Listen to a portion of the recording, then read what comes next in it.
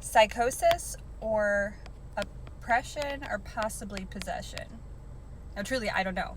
I don't have a lot of knowledge on this, but I was just driving and I was thinking about it because I've been really kind of digging into it lately, trying to understand it. And while digging into it, I found that there are so many people whose stories when they are in a psychosis are almost exactly the same. They are obsessed with music. Obsessed. Music can never not be playing.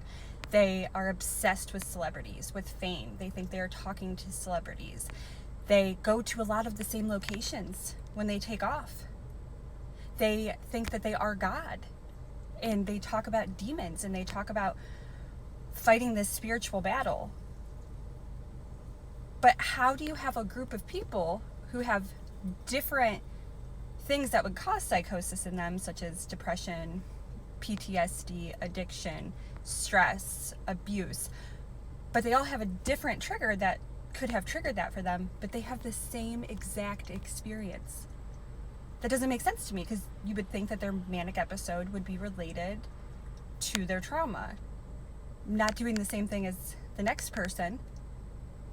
And it's just insane to me. Like, what if it's planted from that demon that plants itself in them during childhood trauma or abuse or addiction, and this demon has just been kind of dwelling in them and secretly tormenting them for a very, very long time until it gets them weak enough that it has a position to do almost a takeover.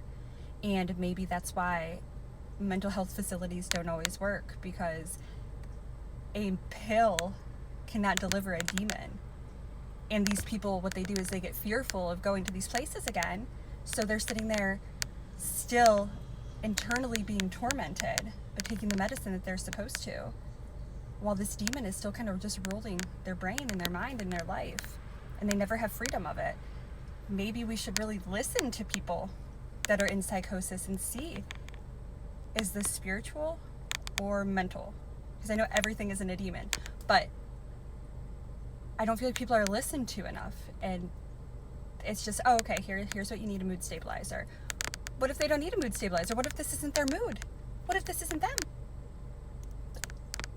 It's just crazy if you really think about it. And even on the other side of that, even if it's not a demonic possession, look at Peter, look at Paul, look at Jesus. He was killed. People thought he was crazy. People thought Peter, Paul, they were crazy. Paul was put in jail. But they weren't actually crazy, right? So it's like, I don't know. I don't think mental health is studied on a deeper level, and it should be.